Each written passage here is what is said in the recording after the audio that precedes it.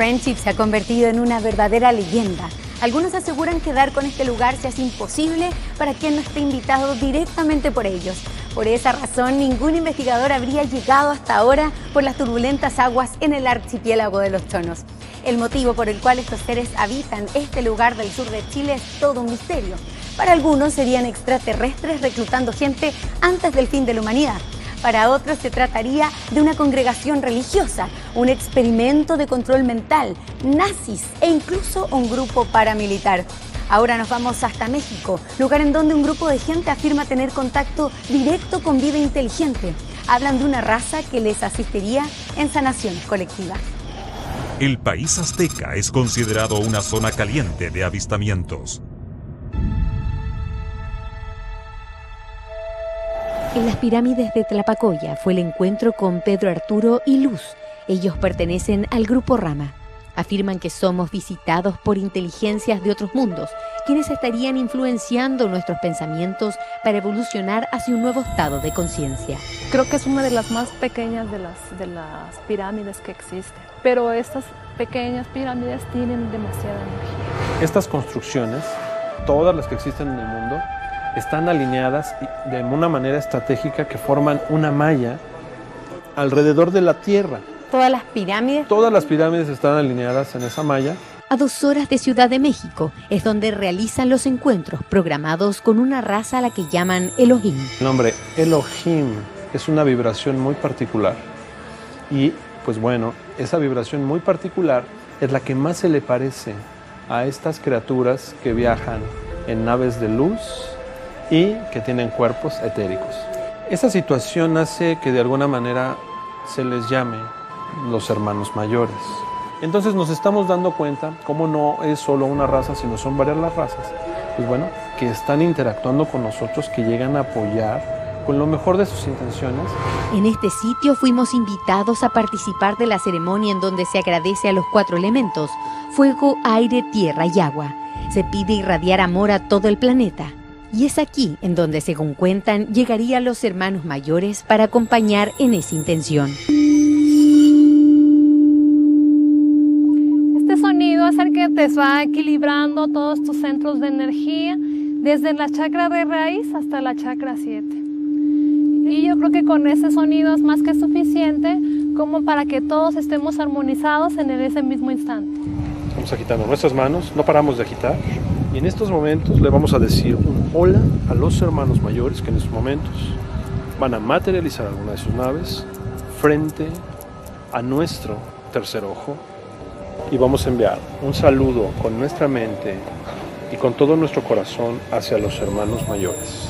Desde este punto geométrico os damos las gracias a todos y cada uno de nuestros amados hermanos mayores en luz, porque todos somos uno y uno somos todos, y en esa armonía perfecta y sublime. Desde aquí y ahora, desde este pequeño punto geométrico, expandemos la luz, el amor y la conciencia cósmica del amor hacia cada uno de los seres. Luz afirma haberse sanado gracias al encuentro con estos seres y hoy se dedica a entregar terapias de Reiki que, según cuenta, serían asistidas por los hermanos Elohim.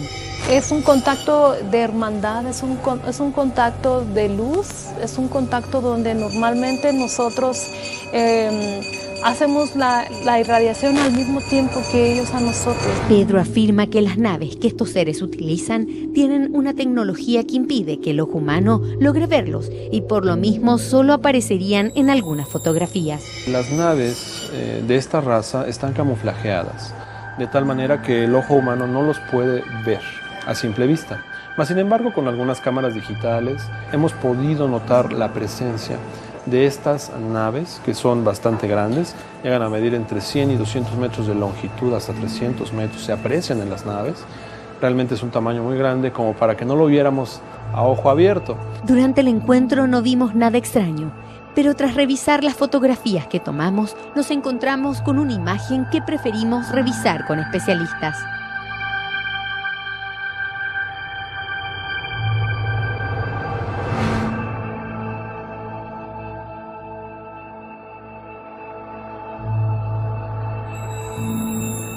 Volvemos a la búsqueda de la isla Friendship, que se ha convertido en una leyenda. Un lugar en donde seres que tendrían contacto con vida inteligente habrían cambiado la vida de muchos o incluso sanado a quienes habían sido desahuciados. Quizás uno de los fenómenos más extraños en torno a esta historia y que convenció a la familia Ortiz y a quienes hablaban con los Friendship de que estaban frente a una situación extraordinaria y con vinculaciones aparentemente extraterrestres, se produjo un 17 de agosto del año 85. Había muchas esferas, en la grabación aparece, Cristina, ¿qué están viendo? Dime, ¿qué están viendo? Yo estaba en ese momento, en una oficina que yo tenía en un servicio técnico y tenía en Catedral. Entonces cuando escuché a Cristina, qué sé yo, hablando con Ariel, qué sé yo, digo, pero Cristina, ¿qué estás viendo? Me dijo, y bueno, Cristina me dijo, Daniel, no te puedo decir, pero solamente mira para arriba hacia el norte. Yo salí afuera a la Plaza de Armas a mirar. Y claro, se veían estos aparatos, estas esferas. En aquella oportunidad había mucha gente confundida, incluyendo estos fenómenos confundieron astrónomos. Astrónomos del Cerro Calán, me acuerdo que hicieron unos dibujos sobre el mismo tipo de fenómeno, lo hicieron completamente aislados de su telescopio y dibujaron cosas completamente distintas. Y lo más extraño es que a la mujer e hijas de Octavio, junto a otros radioaficionados que se encontraban en comunicación, les habrían señalado por radio los movimientos que haría la nave. El personaje habló por la radio y lo escuchó nuestra hija chica, Claudia. Entonces dice, papá, mamá, hay un señor aquí en la radio y dice que salgan afuera y que miren al cielo. Nos decía, nos gritaba para afuera, oye, dicen que se está moviendo, no sé, 5 grados al este o que va a descender. Se movía. Nosotros veíamos todo eso y yo estaba súper asustada. Grabábamos toda esta conversación que tuvimos en esa oportunidad con ellos y nos dijo muchas cosas. Primero dijo, hoy es un día muy importante porque es el comienzo de una nueva era. Quisimos investigar si alguien más había podido apreciar la nave aquel día y qué comentarios tenían después de tantos años. Según supimos, Eliseo Durán en ese tiempo tomó su telescopio para observar el fenómeno. Enfoco y digo, oh, un ovni.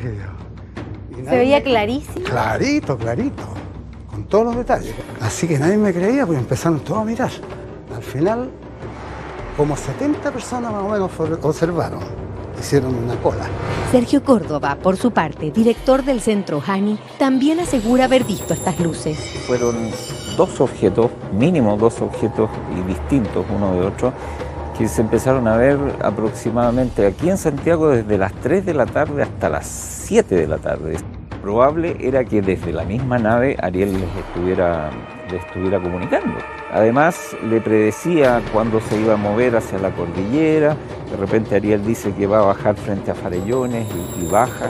Ambos concluyen que se trataba de una nave y no de un globo sonda, como se dijo en algunos diarios de la época. Se tornó de noche y todavía se seguían viendo, a ratos estáticos, lo cual desmentiría la versión de globo sonda, si bien es cierto que uno de ellos se parecía mucho a un globo sonda. Sin embargo, había otro que tenía forma de lenteja, con una cola y un vástago por el costado, un vástago luminoso, que evidentemente no se podía interpretar como globo sonda porque no tenemos esa tecnología nosotros. No existe en el planeta Tierra un objeto de esas características que se pueda pasar por algo similar a un globo sonda. Pero es más, Eliseo afirma que tras las horas de observación al objeto ocurrió una mejoría, pues tenía problemas de movilidad en su rodilla y su hombro. Yo en ese momento que veía el ovni sentí cosquilleo. Sentí un cosquilleo aquí y un cosquilleo en la rodilla. Y al otro día no tenía ni un dolor. Me había mejorado. ¿Y eso para siempre? Para siempre. ¿Nunca más volvió a sentir esos dolores? La curiosidad en Octavio Ortiz también crecía y por lo mismo decidió aceptar la invitación que tantas veces le habían hecho de visitar la isla. Viajó con su familia hasta Puerto Montt. Ahí debían embarcar en el buque de los Friendship, hasta que algo absolutamente fuera de lo normal ocurrió. Y yo estaba ahí en el muelle en Quellón, estaba en mi auto, con mi radio prendida, y me acuerdo perfectamente un día nublado, lloviendo, con mucho frío, y de repente llama Ariel y me dice que el Challenger estaba a punto, ese mismo día, estaba a media hora antes de su partida. Me dice que el Challenger va a partir, pero que también va a explotar. Yo me devolví a la casa y cuando llegué ahí encontré con la novedad que habían dado los del Challenger. Y me acuerdo que mi papá llegó contando que le habían dicho que el Challenger iba a explotar y justo estábamos en esa casa, en una casa de unos amigos, muy amigos, y estábamos viendo la tele y el Challenger explotó. ¿Cómo podían haber manejado esa información? En ese momento ahí a mí me dio miedo. Yo dije, no, ¿cómo van a saber estos gallos antes que la cuestión? ¿Cómo no? Estos gallos son muy poderosos. Y ahí se devolvieron. Así que organizamos todo y 1 o 2 días estaríamos ahí y nos devolvimos a Santiago. Obviamente Octavio tuvo miedo y desistió de llegar hasta el lugar. Y ahí es cuando se deciden a no embarcar en Mytilus y tampoco ir a Friendship. Bueno, mi papá, porque nosotras nos queríamos ir. Nosotros estábamos totalmente, se podría decir enceguecidas, pero nosotros queríamos irnos. Era tan maravilloso lo que nos hablaban, imagínate no tener enfermedades o tener la solución a las enfermedades que existían, vivir una vida tranquila.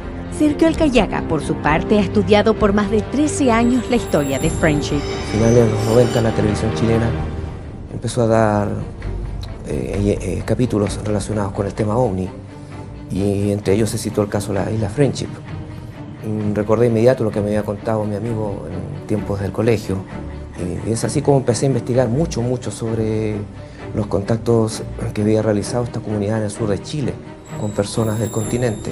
Él nos entregó 2 coordenadas, obtenidas tras largas conversaciones con una serie de entrevistados. Estas dan muy cerca de varias islas cercanas al canal de Moraleda. Poseo mapas que te puedo mostrar más o menos donde yo te puedo indicar estaría supuestamente la isla del sur de Chile. Manejo varias coordenadas, pero son 2 las que me levanta sospecha. Sergio asegura haber conocido gente que tuvo encuentros con estos seres. Fuera de Ernesto y Octavio, que son los casos más conocidos que han dado la vuelta al mundo, me he contactado con personas que también tuvieron contacto en la década de los 80 y nunca han querido dar declaración. Y me han confirmado que la comunidad Friendship sigue trabajando, a pesar de que el año 1995 ellos terminaron las comunicaciones radiales, ellos siguen trabajando. Después de tanto investigar sobre el tema, afirma además que estos seres cambiarían las vidas de sus contactados. Viene una época de conciencia, de cambio de conciencia planetario, en donde ellos tendrían una participación muy importante en alistando personas, volviendo a gaffiter en ingenieros destacados, volviendo a prostitutas en médicos importantes que están trabajando en nuestro mundo en estos momentos.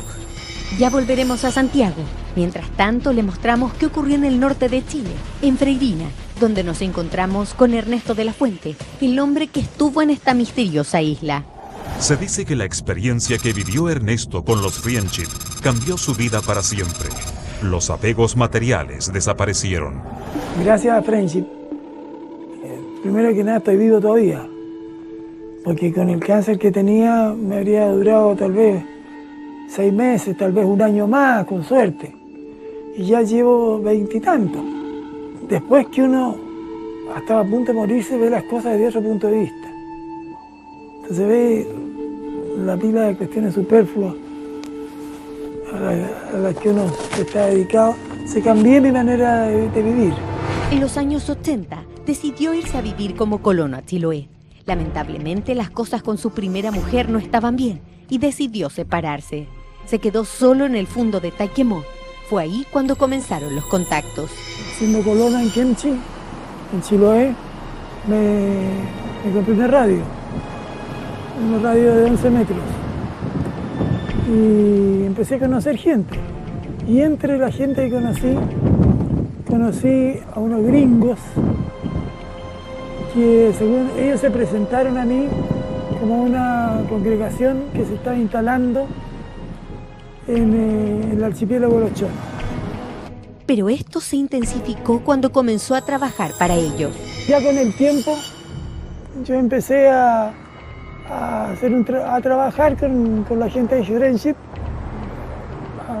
Parte de mi trabajo consistía en recibir gente que iba hacia la isla. Alcancé a llevar como 5 o 6 grupos familiares. Y esto me lo avisaban, la gente de Friendship me lo avisaba por radio.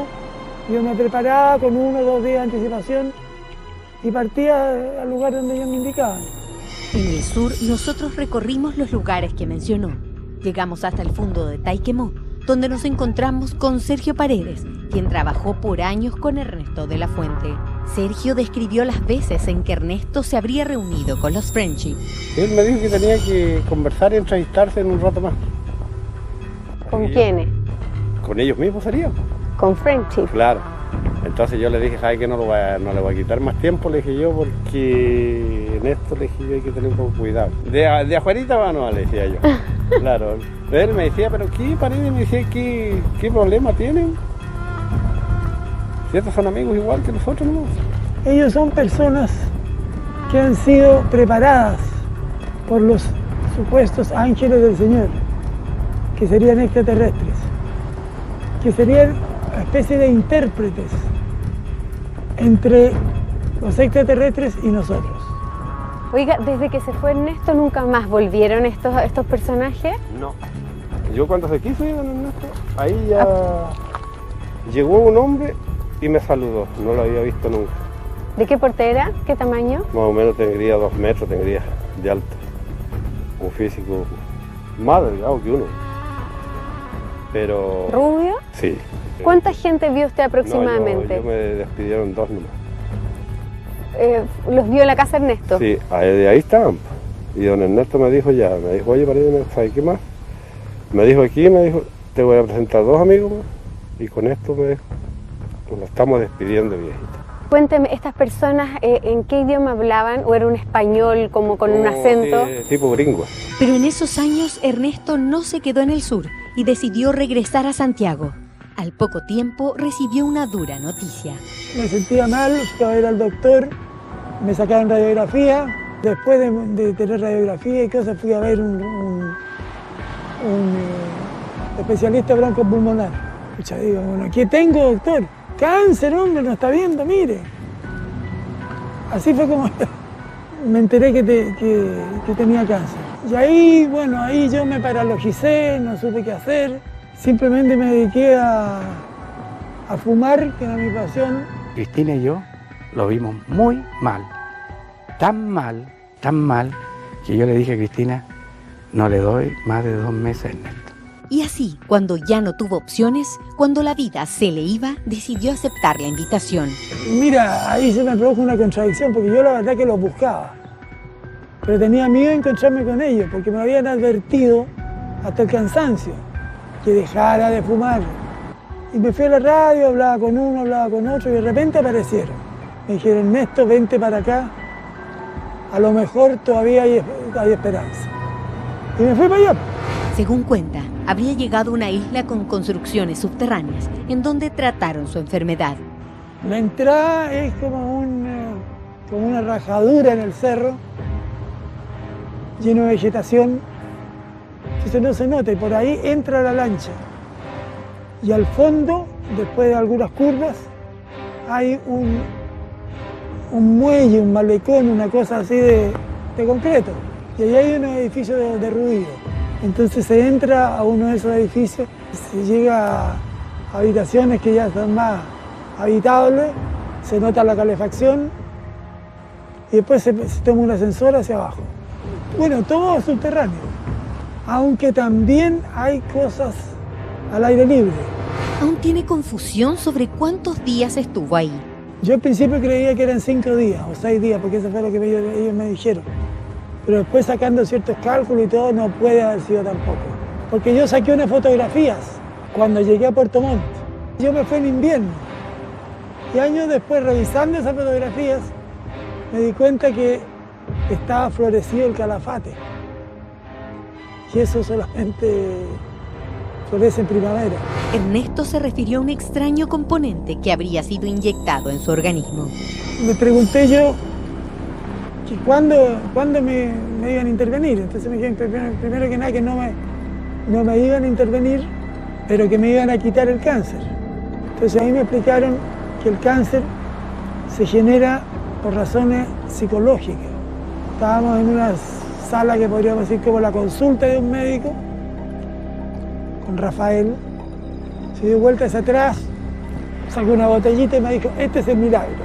¿En qué consiste? Me dijo, este es un líquido, mitad orgánico y mitad inorgánico. Es atraída por las células cancerosas y eso empieza a cambiar el pH de la zona y lo refuerzan con algo que no sé si serán rayos, serán vibraciones, pero es un electrodo adelante y uno atrás. Y después me encontré que estaba sanado. Agregó además que a esta isla pertenecían 14 miembros, pero que llegaban constantemente otras personas, todos invitados por ellos. Esta historia se transformó en una verdadera leyenda, y es que a nadie deja indiferente la existencia de un lugar en donde se tiene el absoluto dominio de la medicina. Entonces yo quise saber cuánto estudiaban ellos para saber todo esa cantidad, tener toda esa cantidad de conocimiento. Entonces ahí fue donde me respondieron, nosotros no sabemos nada, solamente utilizamos los conocimientos que nos entregan los ángeles del Señor. En los años 90, mucha gente aseguró tener contacto con los Friendship, pero solo se trató de falsos testimonios. Estaban obsesionados con ser parte de esta historia. Ahí aparecieron los contactados, los sanadores, etcétera, etcétera. Gente que cobraba por sanaciones a través de Friendship, etcétera, etcétera. Una de las cosas es que es una isla que aparece y desaparece. La Huifa es una isla que está en el mapa de Chile y que probablemente aparece con otro nombre. Eso de que es diabólico, de que es algo luciferino, de que se trafican órganos, etcétera, etcétera, etcétera. En nuestro encuentro con Ernesto nos confesó que él y su esposa intentaron llegar a la isla nuevamente, pero no lo consiguieron. Junto a nosotros repasó los mapas del sur de Chile para lograr dar con la isla, pero se le hizo imposible recordar. Por aquí podríamos decir. ¿Por dónde? O sea, en este sector. Pero aquí no están detalladas las islas chicas. ¿Podría ser por el canal Darwin? No lo sé. Teníamos que conseguir que alguien nos acercara hasta la isla Melinka, la más cercana al canal de Moraleda. Hemos navegado ya 2 horas y estamos por ingresar al Golfo Corcovado. De ahí nos faltarán 4 para llegar hasta Melinka, la isla en donde podríamos recoger nuevos antecedentes en relación a la mítica isla de Friendship. Navegamos largas horas. Fue un viaje bastante movido, 6 horas y media aproximadamente, y ya estamos a punto de desembarcar aquí en la isla, en Melinka. Apenas se hizo de día, comenzamos nuestra investigación. Rubén Parancán, pescador de Melinka, asegura haber visto a los Friendship. Pasaron acá en Melinka también varias veces, yo vi la embarcación. ¿Cómo era la embarcación? Una embarcación común y corriente, como una lancha, así como la patrullera más o menos. Y de ahí continuaban el viaje hacia la isla Friendship, que le denominan ellos. Y andaban con una persona que decían que era de Castro, también conocedora de la zona. ¿Pero usted los vio? Sí, pues yo los vi porque siempre pasan acá al frente donde estamos en este momento, aquí en esta rampa. Desmintió el hecho de que en la isla Kent, como tantas veces se dijo, exista la comunidad de Friendship, pues asegura haber estado ahí. La isla Kent, yo lo conozco más o menos bien porque afuera hay un puerto de buque. Ya, y de ahí se entra por unos pasos muy estrechos para llegar a un estero grande que tiene, y de ahí cruza por el sendero hacia el arenal mirando al océano. Pero ya usted ha estado en la isla Kent. Claro. Y ahí claramente no hay construcciones subterráneas, no, ni ningún indicio de que pueda existir algún otro tipo de vida. Pero José Luis Ollarse, otro poblador de la isla Melinka, duda de toda la historia, pues asegura nunca haber escuchado nada. Es medio extraño la situación y la isla, porque harto se ha buscado, se ha investigado. ¿Usted ha buscado la isla? No, yo tengo estado ahí, pero no haciendo la investigación o buscando algo, no. Por trabajo. Trabajo. Y tampoco ha visto nada extraño. Debíamos salir de Melinka y comenzar a navegar. Pero ¿cómo saber cuál sería la isla que había descrito Ernesto? Iniciamos ya la travesía, vamos por el canal Moraleda y este es en la isla Mulchey. Estamos justo frente al faro. La verdad es que la cantidad de islas que hay aquí son impresionantes, verdaderos laberintos. Según nos cuentan, Mulchey, esta isla es de 10 kilómetros aproximadamente y viven solo 3 personas. Nos detuvimos aquí en una de las islas de las Huaytecas, porque son varias, para ver qué indicios podemos encontrar.